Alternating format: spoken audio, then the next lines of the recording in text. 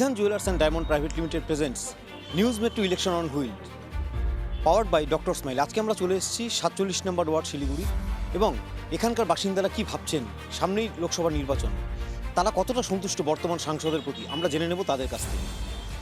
দাদা, বর্তমানে যিনি সাংসদ রয়েছেন আপনার সন্তুষ্ট তার কাজে? আমরা মনে হচ্ছে পরিযায়ী শ্রমিকের মতো ওনাদেরকে মনে হয়।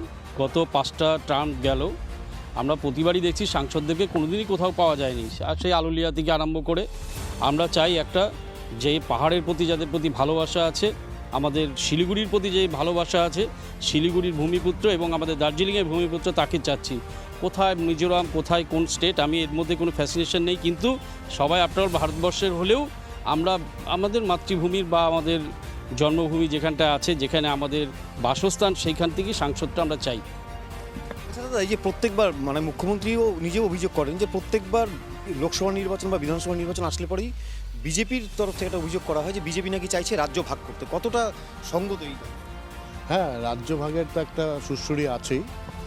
সেটা আমাদের প্রতিবারই দেখি যে ইলেকশন আসলেই একটা গোর্খাল্যান্ড সেটা আমাদের দার্জিলিং ডিস্ট্রিক্টের লোকেরা ভালোমতোই অবগত যে গোর্খাল্যান্ডের সুড়সুড়ি একটা দেওয়া হয়, কিন্তু সেটা তো আদতে এতবার বিজেপির 3টা সাংসদ ছিল, সেটা তো হয়নি।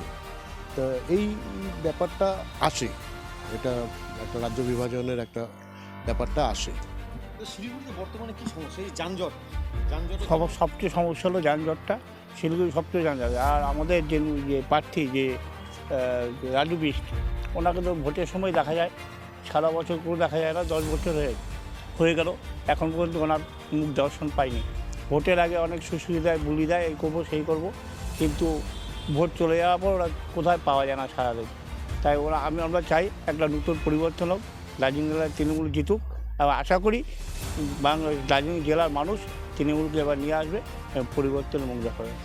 আমরা ছিলাম শিলিগুড়ি 47 নম্বর ওয়ার্ডে এবং এখানকার কিন্তু বাসিন্দারা যেটা চাইছেন সেটা হচ্ছে স্থানীয় স্তরে একজন প্রার্থী হোক যিনি তাদের আপদে বিপদে থাকবেন, এবং তাদের যেটা অভিযোগ যে বর্তমান যিনি সাংসদ রয়েছেন তাকে নাকি দেখাই যেত না। আমরা কথা বলে নিলাম তাদের সঙ্গে।